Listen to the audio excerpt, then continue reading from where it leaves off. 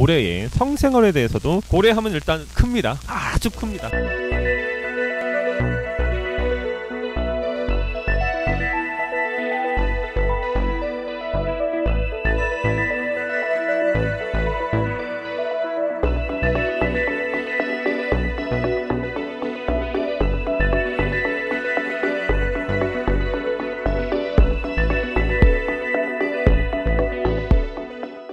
네, 안녕하십니까. 오랜만에 뵙겠습니다. 동물독서의 심영주 박사입니다. 오늘은 여러분과 함께 그동안 저희가 이제 주로 조류, 육상동물 이런 얘기들 했던 것 같은데 오늘 좀 재미있는, 많은 분들이 궁금해 하시지만 접하기 어려운 존재죠. 우리나라에서는. 짜잔! 고래에 대한 이야기입니다. 제목은 거인을 바라보다. 영어의 원제는 Watching Giant. 거인을 바라보다. 그리고 부제로는 우리가 모르는 고래의 삶이라고 적혀 있습니다. The Secret Lives of Whales. 제가 발음이 좀 후집니다. 앨린 켈즈라고 하는 역량 있는 신진 고래 전문 연구자가 자신의 삶, 그리고 고래 연구하는 과정에서 있었던 이런저런 일들, 그리고 그 고래 자체에 대해서 흥미로운 얘기들을 쏟아내고 있습니다. 양철북이라고 하는 국내의 출판사에서 간행을 했고 황근아 님께서 번역했습니다. 앨린 켈지 박사는 해양생물학자이고 동시에 환경운동가, 작가입니다. 현재 캐나다 로열로드 대학교의 겸임교수이고 캐나다 자연사박물관에서 큐레이터로 활동하고 있습니다. 자, 이 책 비교적 가볍게 읽혔습니다. 거의 300페이지 정도 되는 분량이었고 과학적인 서적이지만 동시에 고래의 어떤 우리가 잘 알지 못하는 과학적인 발견만을 막 늘어놓기보다는 접근 방법이 좀 흥미로웠어요. 약간의 페미니스트적인 접근 방법을 갖고 있습니다. 저는 페미니즘에 대해서 잘 알지 못하고, 제가 대학 다닐 때 페미니즘 관련, 그땐 페미니즘이라 부르지 않고 그냥 여성학이라고 했었는데, 여성학 수업을 하나 들었던 정도가 제가 알고 있는 여성학 또는 페미니즘에 대한 전부인데, 여성학하고 페미니즘은 다른 거죠 사실은. 아마도 이 책은 이제 여성, 엄마의 관점에서 고래라고 하는 동물을 바라보면서 고래의 모성이라든지 가족에 조금 더 포커스를 맞추어서 나레이션을 하고 있는 흥미로운 책입니다. 고래에 대한 관심 있는 분들, 특히 여성분들, 어머님분들이 보게 되면 어떤 공통점, 인간과 고래의 모성 사이의 공통점을 좀 발견할 수 있지 않을까라는 생각을 합니다. 일단 우리가 이제 고래라고 하는 동물에서 조금 간략하게 살펴볼 필요가 있습니다. 고래는 전 세계에 약 80여 종, 정확하게는 한 84종 정도의 종이 존재합니다. 크게 보았을 때 두 가지 그룹으로 나눠져요. 하나는 이빨고래 아목이고 또 하나는 수염고래 아목입니다. 이빨고래, 이에 이빨이 있어서 이빨고래라고 불립니다. 대표적인 것들이 저희가 잘 알고 있는 돌고래류 입니다. 그리고 프리빌리라고 하는 영화에서도 저희가 한번 본 적이 있죠. 멋있게 생긴 범고래, 킬러웨일이라고 통상 부르는데, 그런 류들은 전부 다 이에 이빨이 있습니다. 많은 수의 이빨이 날카롭게 위치하고 있습니다. 또 다른 편에는 누가 있냐 하면 수염고래류가 있습니다. 저희가 통상 이제 블루웨일이라고 불리우는 흰 긴 수염고래 같은 경우에는 몸 길이도 수십 미터에 달하고 체중은 100톤 중후반에 달합니다. 새끼의 크기가 무려 3톤에 달할 정도로 엄청난 크기를 자랑합니다. 그래서 그 두 가지 부류로 크게 나눠져 있습니다. 흥미로운 것은 아시는 분은 아시겠지만 고래는 이제 일단 물고기가 아니죠. 수백 년 전까지만 해도 고래를 물고기로 분류한 적이 있었는데, 고래는 분명히 어류가 아닙니다. 그 정도는 다 알고 계시겠죠. 이 동물 독서를 보시는 분들은. 고래가 물고기가 아닌 이유는 정확하게 말씀드리면 고래는 폐로 호흡한다. 그리고 알이 아닌 새끼를 낳는다. 사실은 폐로 호흡한다 그러면 이제 폐어도 있습니다. 폐어 같은 경우에는 물고기냐 물고기가 아니냐라는 얘기가 들어갈 수 있는데, 플러스 하나 더해서 알이 아닌 새끼, 난생이 아닌 태생입니다. 태생인 물고기도 있고 난생인 물고기도 있고, 피부호흡을 하거나 아가미 호흡 또는 심지어 폐로 호흡하는 경우도 있지만, 고래의 경우는 저희 포유류와 같이 폐로 호흡하고 네 다리 그리고 골반이라고 하는 조직이 있습니다. 해부학적인 이유, 그다음에 진화적인 측면, 형태학적인 측면에 있어서 고래는 포유류입니다. 다만 흥미롭게도 모든 포유류는 콧구멍이 어디 있습니까? 눈 아래, 입 사이에 있죠. 네, 여기에 콧구멍이 있는데 고래의 경우는 콧구멍이 여기 안 있죠. 이동해서 어디에 있습니까? 머리 위쪽에 콧구멍이 위치하고 있습니다. 그게 이제 분기공이라고 하는 방식으로 발달했고 거기를 통해서 숨을 쉬게 되죠. 그게 이제 고래의 어떤 특수한 측면이고, 보통 돌고래 같은 경우에는 이제 호흡의 주기가 짧습니다. 폐활량이 작으니까. 대형 고래류, 향유고래 같은 경우에는 20-30분 정도 잠수하는 것도 가능하고, 그것보다 체구가 더 큰 큰 초대형 고래류의 경우에 김수염 고래 같은 경우에는 무려 1시간 가까이 심해 잠수를 하는 것도 가능합니다. 놀라운 산소 축적 능력, 그다음에 활용 능력을 가지고 있죠. 고래 하면 우리가 또 이제 떠오르는 것들이 뭐가 있을까요? 일본의 고래 사냥이 있죠. 일본은 지금도 이제 과학적인 포경을 주장하면서 매년 수많은 고래류를 잡고 있지만 이 책에서도 나온 바와 같이 그렇게 잡혀간 고래들의 적지 않은 숫자가 실제로는 수산시장에서 먹거리로 판매되고 있다고 합니다. 물론 우리가 고래를 뭐 먹고 안 먹고에 대해서 이를테면 고래를 먹을 수 있다 먹을 수 없다, 뭐 저희는 육식동물이니까 뭐든지 다 먹을 수 있죠. 저희가 먹을 수 없는 게 뭐가 있겠습니까? 맛만 있으면 다 먹는 거죠. 문제는 우리가 고래를 잡아도 너무 많이 잡았던 게 문제죠. 고래류는 실질적으로 최근 수백 년 사이에 전체 개체수의 종에 따라서는 최대 99.9%가 사라졌습니다. 가장 대표적인 케이스가 무엇인가요? 네, 수염고래류, 그 중에서도 긴수염고래류, 흰긴수염고래 같은 경우에는 전체 개체수의 99.9% 이상이 사라진 걸로 추정됩니다. 큰 피해를 입은 종 중에는 저희가 이제 모비딕이라고 하는 영화와 소설로도 잘 알려져 있는 향유고래류도 그렇습니다. 우리가 그들을 거의 절멸 상태로 밀어 넣었었는데 아직 그 숫자가 충분히 회복되지 않은 상황에서 상업적 포경을 하는 것이 어떤 의미를 갖는지, 어떤 함의를 갖는지를 저희가 생각해 본다면 일본이 현재 자행하고 있는 국제적으로 일본을 비롯한 북유럽의 몇몇 국가들만 고래를 자유롭게 잡고 있는데 고래 사냥에 실질적으로 어떤 제한을 가하지 않고 있는데 그런 것들이 국제사회에서 왜 지탄받는지에 대해서 저희가 한번 생각해 볼 수 있을 것 같습니다. 본론으로 좀 들어가 보도록 하겠습니다. 챕터별로 보면서 이 책을 왜 여러분들이 읽으셔야 하는지에 대해서, 그 다음에 이 책이 함의하는 바, 이 책의 주요한 줄거리를 살펴보도록 하겠습니다. 이 책이 제가 처음에 말씀드린 것처럼 고래를 연구하는 여성학자이자 엄마인 엘린 켈리지 박사의 입장에서 서술되었다라고, 그 점이 특히 이제 일반적인 고래 관련되는 과학서적과 큰 차이점이라고 얘기하겠습니다. 그래서 처음부터 책의 저자는 이렇게 시작하고 있습니다. 우리 가족의 자랑스러운 어머니들, 그리고 나의 어머니에게 이 책을 헌사한다라고 하고 있습니다. 그 밑에는 이제 또 이런 얘기가 나오고 있습니다. 엄마라는 역할을 맡은 암컷 고래와 돌고래는 고래들의 중추이자 행동생물학의 중심이다. 이건 이제 동물 행동학을 의미하는 것 같은데 그런 얘기가 나오고 있고, 또 하나는 내게는 좋은 엄마가 있지. 엄마의 목소리가 있어. 그리고 지금의 내가 있지 라고 하는 젠 아덴이라고 하는 가수의 노래 말도 인용을 하고 있습니다. 자, 이제 본론으로 들어가 보면 책은 뭐 이제 20개 정도의 챕터로 구성이 되어 있습니다. 그 중에서 이제 제가 흥미롭게 느꼈던 챕터들을 중심으로 말씀을 드려보도록 하겠습니다. 일단은 이제 책에서 계속 강조하고 저도 말씀드린 것처럼 고래의 모성에 대해서 얘기를 합니다. 여러분, 고래 엄마를 한번 생각해 보신 적 있으세요? 고래 엄마는 어떤 삶을 살아갈까? 여기서 저자는 자신이 육아한 경험을 전면에 내세우고 있습니다. 요즘 현대 엄마들은 아이를 키우기 위해서 차에다가 그 아이에게 필요한 수많은 물건들을 때려 싣고 다니죠. 저는 아이가 없어서, 아이를 키운 적이 없어서 뭐 자세히 알지는 못합니다만 육아용품 대전 같은 데를 옆에 이렇게 훑게 보면 정말 아이 키우는 거 관련해서 별의별 게 다 있습니다. 코가 막혔을 때 쓰는 코빼기부터 시작해가지고 아이를 안고 다니는 멜빵 같은 것들, 아이용 유모차 같은 경우에도 적게는 수만 원짜리부터 많게는 뭐 수백만 원짜리까지 엄청난 제품들이 있습니다. 특히 이제 한국 어머님들이 아이 키우는데 장비바를 시전하시는 걸로 널리 알려졌는데, 그거와 빗대해서 고래 엄마를 얘기합니다. 고래는 팔이 있나요?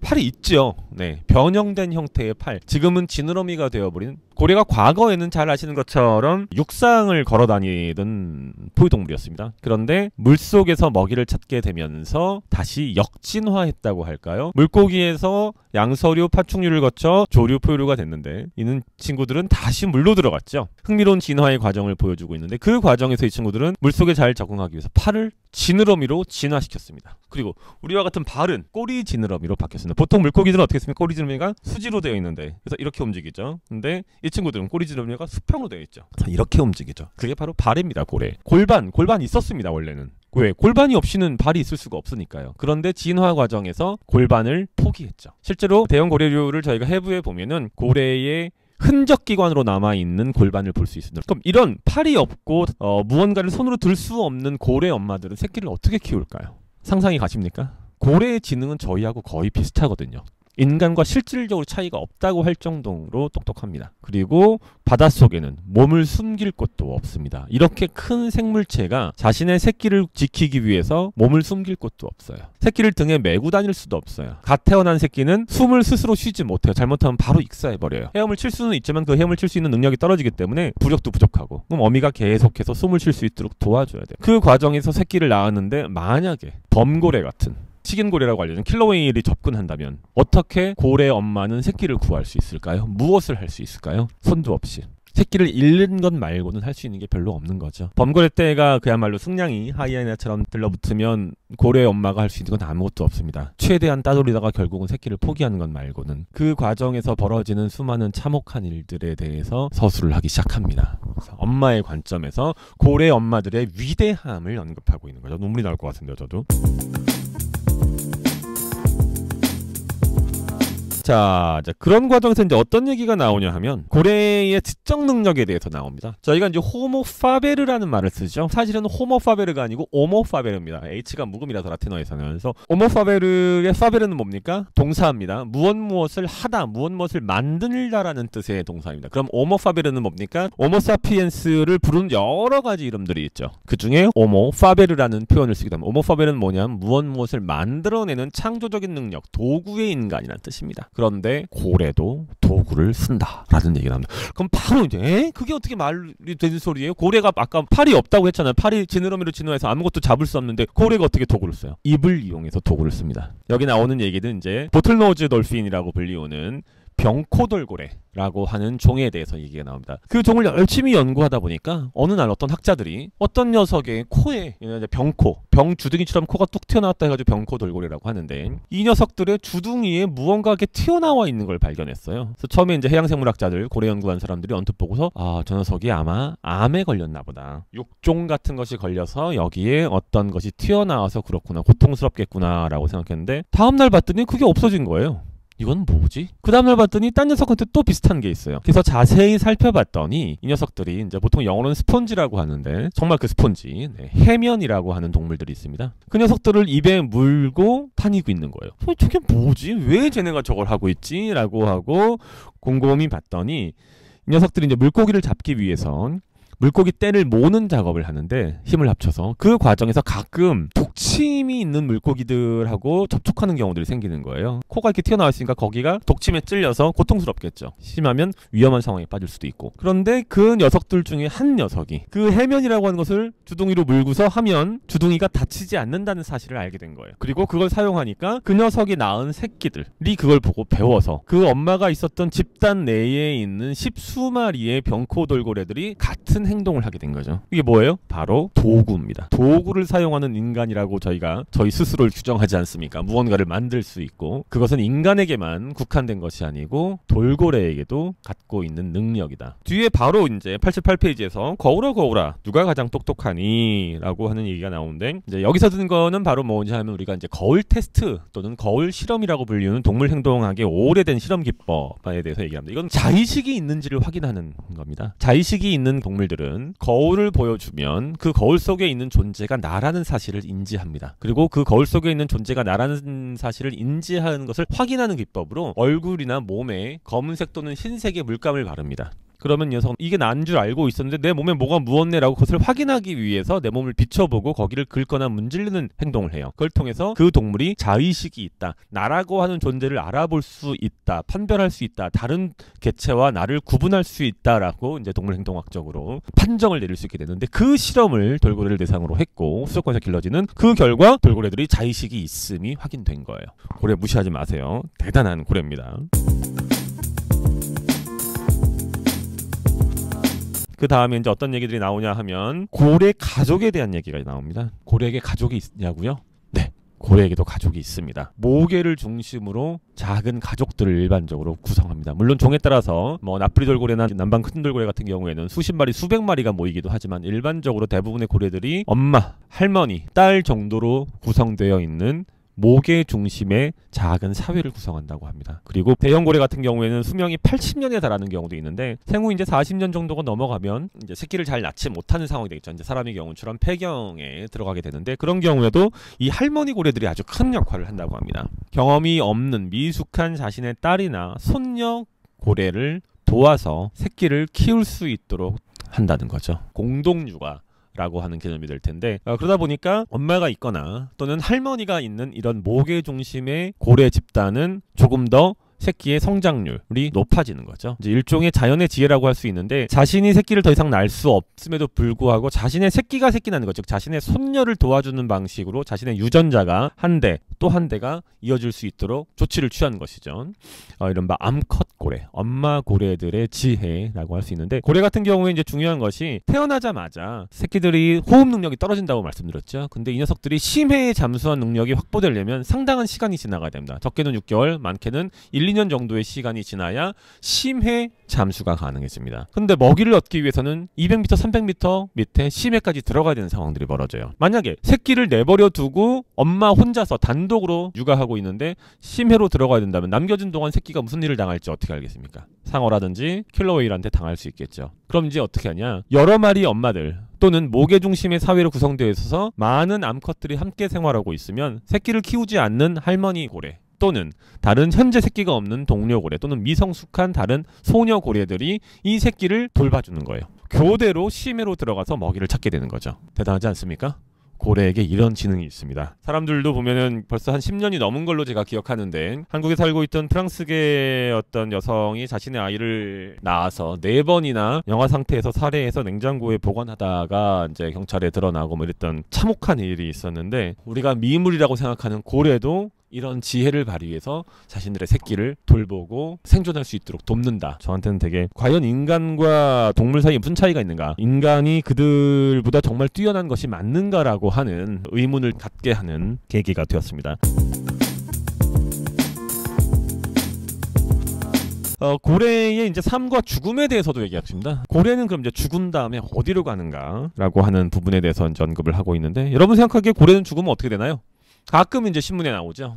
이제 죽은 고래가 바다로 떠밀려 왔고 그거를 학자들이 해부하고 뭐 이런 얘기들이 가끔 나옵니다. 또는 너무 커서 땅에 묻어버리고 이런 얘기들이 나오는데 사실 이제 고래 사체의 거의 99%는 바다에서 그냥 바다 밑으로 가라앉아 버립니다. 뭐 예를 들어서 향유고래다 그러면 이제 수십 톤 정도가 되는데 그런 수십 톤의 향유고래가 바다에 가라앉으면 그 바다 밑에 심해에는 일종의 초대형 파티가 벌어진다고 합니다. 고래는 그 고래 자체로서 목숨을 다했지만 고래가 가지고 있는 수많은 영양분들이 심해 생물에게 엄청난 에너지원이 되는 거죠. 심해에는 보통 열수 분출공이라고 해서 마그마의 활동에 의해서 만들어진 뜨거운 물이 솟아나오는 이제 샘들이 있습니다. 그 주변에는 다양한 무기물들이 많이 있어서 그 무기물을 먹고자 이런저런 박테리아라든지 박테리아를 비롯한 세균들이 살고 그것을 먹기 위해서 조금 더 큰 생물들이 삽니다. 그런데 그런 열수 분출공 이외에도 고래 사체가 떨어진 주변에 그것과 동일하거나 또는 그것보다 훨씬 더 풍족한 먹이사슬이 만들어지는 거죠. 그리고 이 먹이사슬은 단순하게 고래가 가지고 있는 살과 내장, 가죽이 없어진 이후 뼈만 남은 상황에서도 그 뼈 안에 있는 지질을 먹기 위해서 또 다른 동물들이 몰려오고 그런 것들이